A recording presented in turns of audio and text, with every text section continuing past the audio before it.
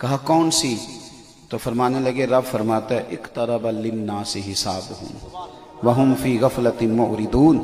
اللہ فرماتے ہیں لوگوں کے حساب کا وقت قریب آ گیا، لیکن ابھی بھی وہ غفلت میں منہ پھیرے ہوئے، ٹائم حساب دینے کا آ گیا، ابھی بھی وہ نوٹ گن رہے ہیں، ابھی وہ دنیا داری میں لگے ہوئے۔ یہ آج آیت آئی ہے اور حضور نے ہمیں سنائی ہے۔ فرماتے ہیں یہ لفظ کہہ کے نا تو میں چونکہ بات مکمل ہو گئی تھی، میں آگے بڑھ گیا، پیچھے سے مجھے کسی کے گرنے کی آواز آئی، میں نے پلٹ کے دیکھا تو صحابی نے چھلانگ لگا دی دیوار سے۔ میں نے انہیں کہا کیا ہوا، مکان نہیں بنانا؟ کہنے لگے نہیں۔ کہاں جا رہے ہو؟ کہنے لگے مسجد شریف۔ میں نے کہا وجہ؟ کہنے لگے ابھی تو آپ نے سنایا ہے کہ حساب کا وقت قریب آ گیا، تو حساب کا وقت قریب آ جائے اور میں ابھی بھی دنیا داری کرتا رہوں، بس بنتا رہے گا مکان، میں مسجد جاؤں گا، قرآن پڑھوں گا اور اللہ کی عبادت کروں گا۔ یعنی ابھی آیت آئی اور ابھی عمل کرنا ہے۔ ہم تو انتظار کر رہے ہیں رمضان سے نمازیں شروع کریں گے، آج کرنے کے بعد نیک ہو جائیں گے۔ او بھائی ابھی سے، پتہ نہیں تیری سانس مہلت دے کہ نہ دے، ابھی سے زندگی عمل والی۔ اور میں ان لوگوں سے کہتا ہوں جو دینی کارکن ہیں، جو کسی کے ساتھ وابستہ ہیں، جن کی وضاحت دینداروں جیسی ہے، وہ مہربانی کریں کبھی کسی کو دھوکہ نہ دیں، اپنی داڑھی کا پاس کریں، اپنے امامے کا خیال کریں، اپنی نسبت کا خیال کریں، اپنے شیخ کا خیال کریں۔ وہ زیادہ دیکھو نا، میرا سنی اگر عقیدے کا پکا ہونا چاہیے نا تو ناپ تول کا بھی صحیح ہونا چاہیے، وہ سچ اور دیانت کا بھی اس کے پاس ہونا چاہیے۔ راج کے محفلیں کرائے لیکن سویرے جھوٹ بولے نا اور بتائے کہ فلانے فلانے پیر صاحب کا میرے ساتھ رابطہ ہے، میں ٹائم لے لیتا ہوں فلانے مفتی صاحب کا، تو وہ لوگ کہیں گے کہ اتنے مفتی تجھے مل کے بھی سچ بولنا نہیں سکھا سکتے۔ تو آپ تھوڑا سا عمل۔ حضرت ملا رومی نے ایک بات لکھی ہے، عارف رومی کہتے ہیں چڑا اور چڑی مذکر مؤنث دونوں اکٹھے بیٹھے تھے، ایک صوفی صاحب آ گئے پگڑی داڑھی والے، اچھے لوگوں کی بات نہیں کر رہا، جو وضاحت کے باوجود نیک کام نہیں کرتے ان کی بات کر رہا ہوں۔ تو وہ آ گئے تو چڑیا کہتی ہے اس سے کہ اڑ جا بندہ شکاری نہ ہو، اڑ جا یہ شکاری نہ ہو، توجہ ہے میری بات پر، اڑ جا۔ تو وہ چڑا کہنے لگا نہیں نہیں یہ تو درویش آدمی ہے، یہ تو تیرا نہیں تجھے نظر آ رہا، یہ تو سیدھا سادہ بندہ ہے پگڑی داڑھی والا، یہ تجھے کیا کہے گا۔ اس نے کہا اڑ نہ جائیں، یہ میری بات زیادہ توجہ سے سنیں، یہ اڑ جائیں تو بہتر نہیں؟ اس نے کہا نہیں تو غور نہیں کر رہی، وہ تو پگڑی والا ہے، داڑھی والا ہے، سفید کرتا پجامہ اور بڑا نیک آدمی، تو نظر نہیں آ رہا تسبیح والا بندہ ہے۔ اس نے کہا اچھا اللہ کرے میں آپ کو سمجھا سکوں، میں درد بیان کر رہا ہوں، میں جذبات عرض کر رہا ہوں۔ اس نے کہا اڑ جاتے ہیں، چڑا کہنے کچھ بھی نہیں ہوتا، لیکن وہ قریب آیا نا تو اس نے پیچھے غلیل چھپائی ہوئی تھی، اس نے مارا نشان اور چڑا مر گیا۔ چڑیا روتی ہوئی اڑی، بادشاہ کے پاس گئی، اس نے کہا اس نے میرا چڑا مار دیا، اسے بلاؤ۔ شیر بادشاہ تھا، عارف رومی کہتے ہیں اس نے جنگل میں لوگ دوڑائے، کا تلاش کرو وہ شکاری کدھر ہے، اس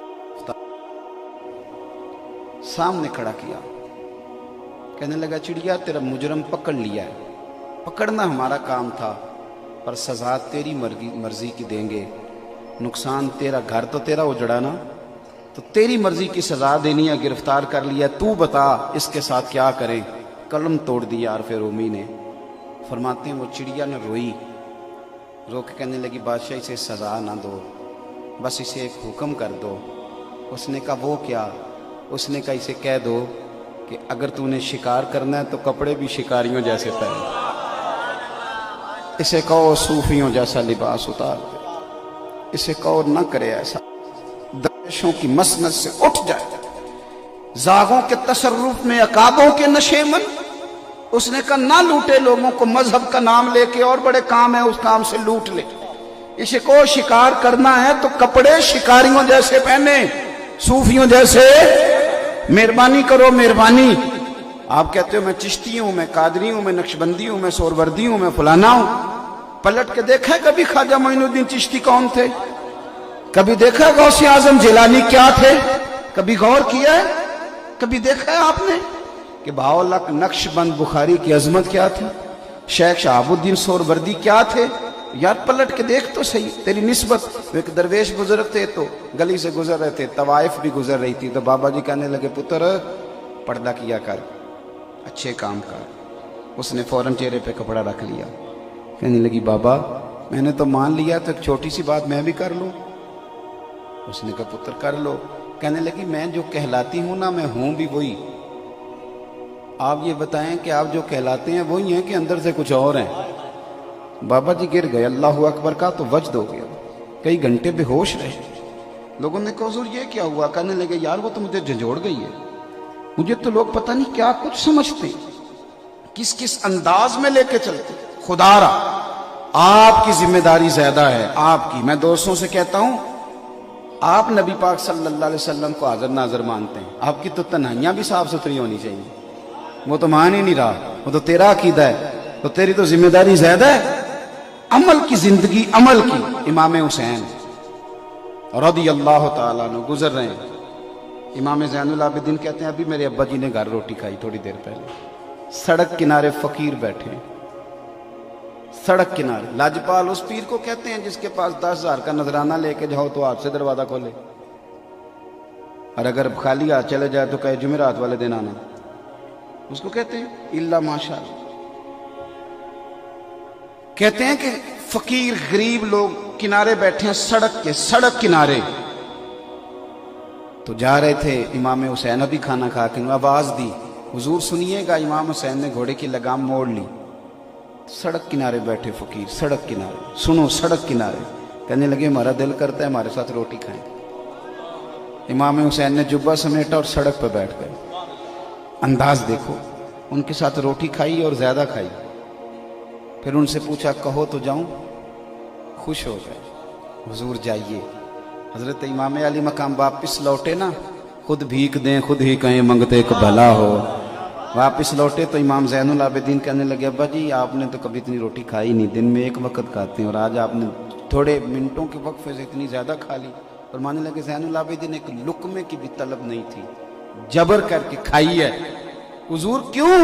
فرمایا روٹی کی طلب نہیں تھی پر غریبوں کا دل راضی کرنے کی تو بڑی طلب تھی نا، وہ تو راضی کرنا تھا نا۔ بھائی عمل والی زندگی، آپ یہ کام کر، ہمارے تو اللہ تعالیٰ خیر فرمائے جو ویلفیئر ایسوسیشنز کام کرتی ہیں نا، ان کا انٹرویو غریب سے لینے کا رویہ اتنا سخت ہے۔ کتنے بھائی ہیں؟ میں نے خود دیکھا ہے، وہ کتنے بھائی ہیں آپ، کیا کرتے ہیں، ابا کیا کرتا ہے، مکان ہے کہ نہیں، اتنی تفتیش کریں گے آپ آٹے کا تھیلا دیتے وقت۔ امام شافعی سے کسی نے کہا مجھے مستحق کوئی نہیں ملتا، خیرات تو کرنا چاہتا ہوں، تو امام شافعی کبھی فتویٰ دیتے ہنسے نہیں تھے پر آج ہنس پڑے۔ وہ کہنے لگے حضور آپ ٹھٹھا کرتے ہیں، معاذ اللہ میں نے تو بڑا معزز آدمی سمجھ کے بات کی تھی۔ آپ فرمانے لگے تیری سوچ پہ ہنساؤں۔ اس نے کہا حضور کیوں؟ فرمانے لگے تجھے کوئی مستحق نہیں ملا؟ حضور نہیں۔ آپ فرمانے لگے جو کچھ رب نے تجھے دیا تو اس کا مستحق تھا، تو جب اس نے فضل سے دے دیا ہے تو بھی تھوڑی مہربانی کر۔ تو لوگوں کو ٹٹولتا پھرتا ہے، تھرمامیٹر لے کے گھوم رہا ہے۔ میرے عزیز ایک تو اپنی زندگی عمل والی بنائے۔ امام علی مقام کا عمل دیکھیں، 100 نفل پڑھتے تھے امام حسین روزانہ، 25 حج کیے پیدل امام علی مقام، 1,00,000 دینار آج کا کروڑوں روپیہ بنے گا۔ امام زین العابدین کہتے ہیں زور سے لے کر عصر تک میرے ابا نے مسجد کے دروازے پہ بیٹھ کے سارے بانٹ دیے، سارے۔ اور فرماتے اپنا کرتا پھٹا ہوا تھا، جب سارا تقسیم کر چکے تو میں نے امام علی مقام سے کہا حضور 2 دینار رکھ لیتے تو کرتا بھی نہیں آ جاتا، تو یہ نہیں فرمایا تو کہتا پہلے تو میں رکھ لیتا۔ فرمانے لگے تو پہلے بتاتا تو میں سوچتا، پہلے بتاتا تو میں سوچتا۔ عمل والی زندگی، خلوص والی۔ پھر ایک بات آپ سے اور عرض کروں، شاید میری طالب علم والی سوچ ہے، میرے خیال میں واقعہ کربلا ایک خاص حیثیت اس تعلق سے رکھتا ہے کہ کفر اسلام کی جنگیں تو فتح مکہ تک جاری رہیں، حوازن تک، خیبر تک چلتی رہیں، لیکن پھر اسلام جو کہ بہت زیادہ وسیع ہو گیا، رش ہو گیا، ایک معاملہ حق باطل کا بھی ہونا تھا۔ مکہ مکرمہ میں منافق کوئی نہیں تھا کیونکہ وہاں کلمہ پڑھ کے مار کھانی پڑتی تھی، لیکن مدینہ شریف میں اسلامی حکومت قائم ہوگی تو منافقوں کا ٹولہ بھی تیار ہو گیا۔ وَمِنَ النَّاسِ مَن يَقُولُ آمَنَّا بِاللَّهِ وَبِالْيَوْمِ الْآخِرِ وَمَا هُمْ بِمُؤْمِنِينَ۔ یہ لوگ آ گئے میدانوں میں جو دھوکہ دیتے تھے، منافق تھے، سلسلہ چل گیا۔ حضرت ابوبکر صدیق رضی اللہ تعالیٰ عنہ کے زمانے میں کفر اسلام کی جنگ بھی جاری تھی اور حق و باطل کے مسئلے بھی شروع ہو گئے تھے۔ کچھ لوگوں نے کلمہ پڑھنے کے باوجود زکوٰۃ دینے سے انکار کر دیا۔ اب حضرت صدیق اکبر نے یہ نہیں کہا کہ چلو باقی تو سارے کام کرتے ہیں نا، یہ بھی کر لیں گے، یہ نہیں فرمایا۔